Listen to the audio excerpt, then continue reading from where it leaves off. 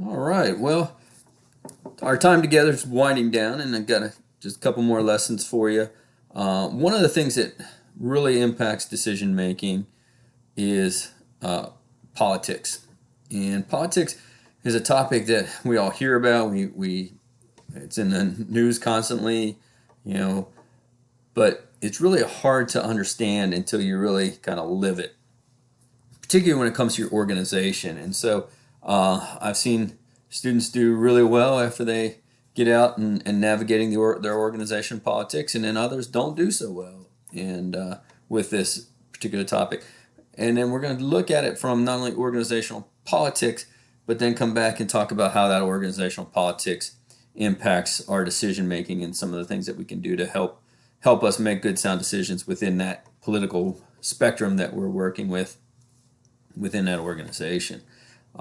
So again, some of it will be material that you probably saw in 456, which I think is probably okay to review that, make sure that you kind of got an understanding, and so that you can keep an eye out for it as you move from being a student now and moving out into the workforce and getting that entry level position. So, all right, so let's talk some about organizational politics.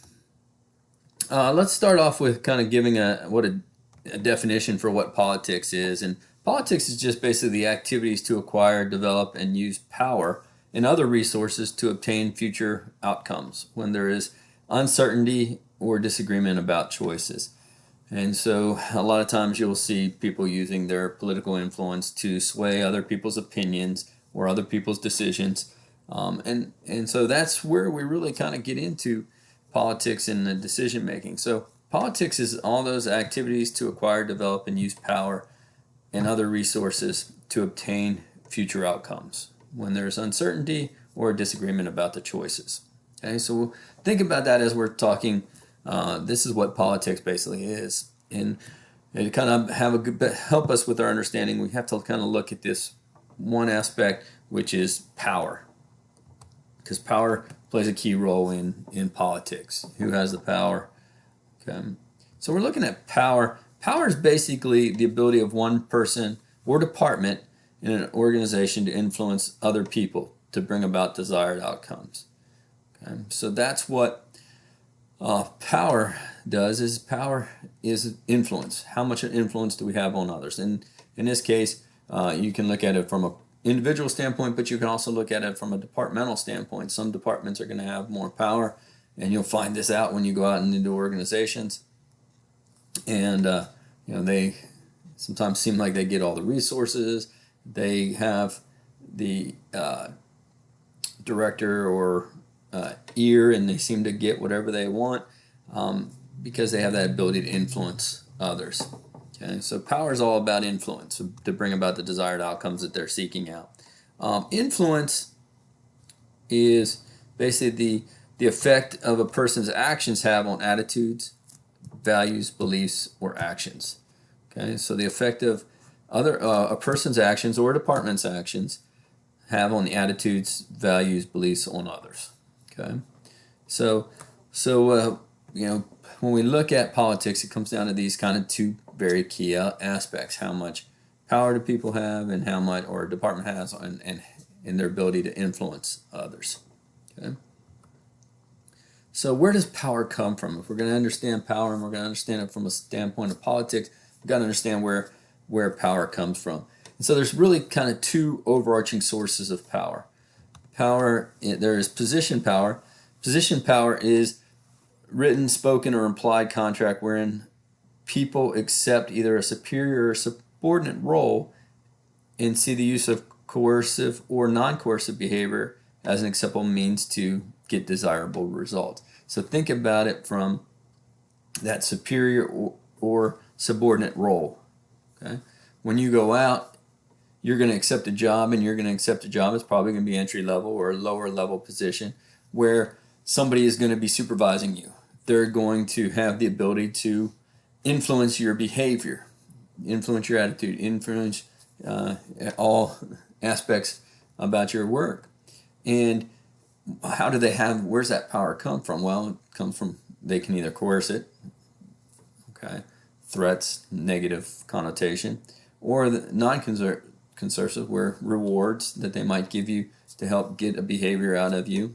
Okay. So when you think about position power, think about it in the very title. It says that one person has a position of superiority, or any other person is subordinate. Okay. And so as we look at some of the elements of position power, it comes down to basically what type of job you have and who is your supervisor. Okay. So the power comes from the title, and it's external to the leader. So that leader gets that title, they have the ability to supervise, they have the ability to coerce, or non-coercive means to get the behaviors out of the individuals that are below them.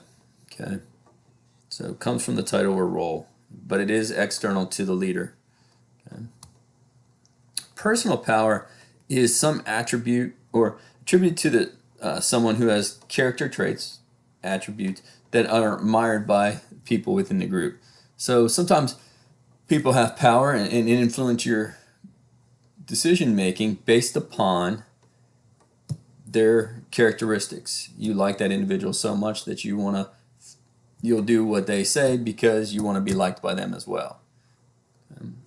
Again, you hear it all the time. Sometimes it's good, sometimes it's bad. Sometimes you hear about it from peer pressure in high school, college level, to do things that you maybe not necessarily think's a good idea, but you decide to do it because the person that is kind of giving you the nudge to do it because you like that individual or you want to follow that individual.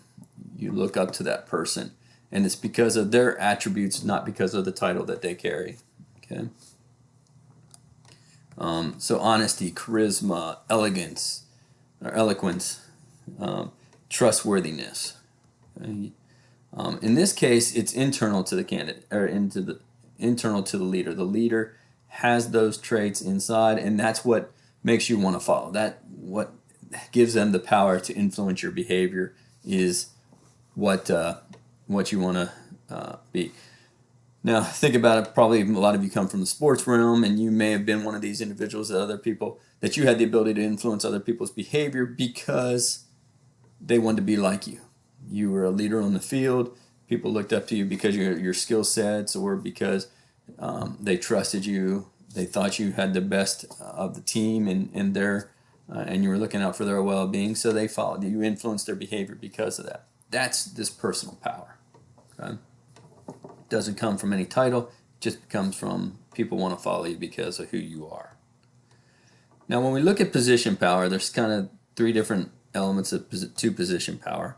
There's legitimate power, authority granted by the formal position. Okay, so you're the supervisor, you're the director of athletics. Everybody within the athletic department follows you because of that title that you have. Okay, and that's what's granted to you by that formal title. So the rights, responsibilities, prerogatives are accrued to anyone holding that position. Okay, director of recreation, same thing. You're going to be have the power to make decisions, but you're also going to have power to influence other people's decisions within that organization based upon your title. A lot of times you're the one that helps set goals, make decisions, help with the mission, vision within the organization. Okay? And so you have that ability to influence others.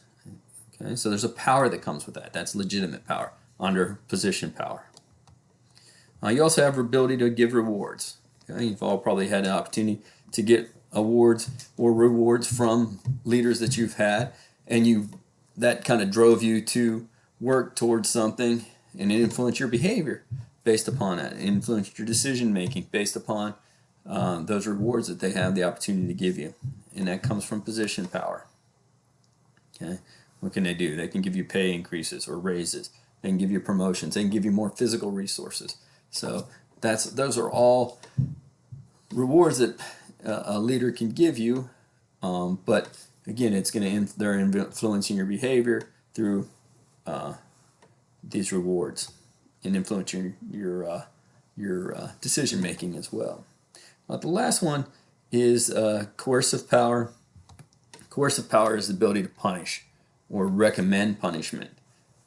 So you might have that leader who relies a lot on punishment. They want to catch you doing something wrong, and they're going to punish you for doing it, okay, to get the behavior out of you that they want. Okay, they're influencing your behavior based upon that. Okay, so it's the opposite of reward. They have the right to fire. They can demote you. They can reprimand. They can take away raises. Okay, all those negative aspects of it. Before we move on, I'm going to give you the word of the day. The word today, and as we're winding down, is am, am, and then I'm going to throw in an extra one here for you, getting. So as we're winding down, today's words are am, getting, Getting.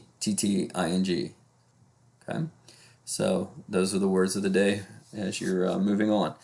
All right, so expert power. Expert power is basically, this comes from the internal again. Now we're shifting into personal power, and this example of personal power is expert power. Expert power basically means that the leader has such special knowledge, skills. You know, they're really good at their job or their position. Playing days, this would have been that person that you looked up to that had the skill sets that you were seeking out. Or somebody that has a special knowledge, and you follow that individual because they're an expert. Okay, so it's internal to the person.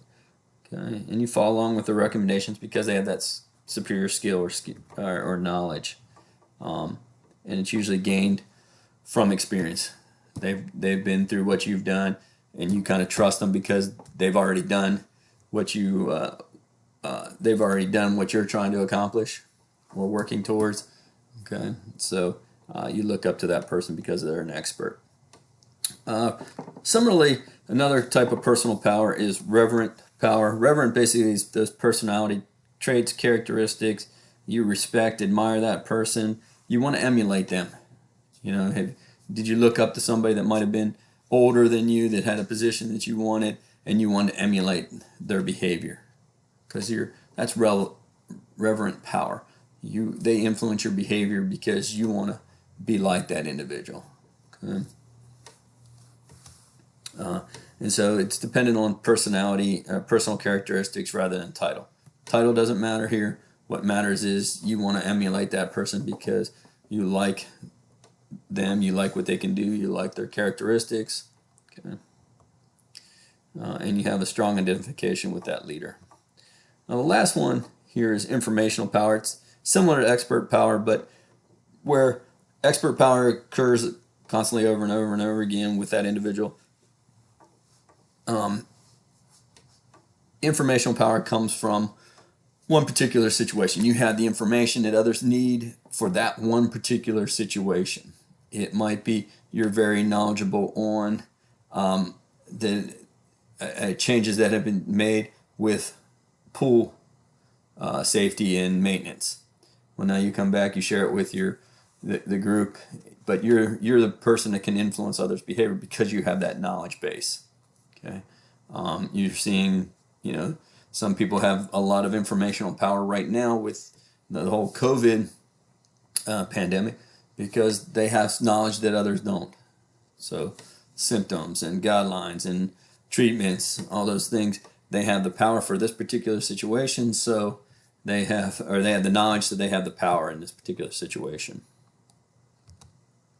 And this one, it refers to a leader providing the follower a new way to do things, a new task, a new job, new information, like we talked about.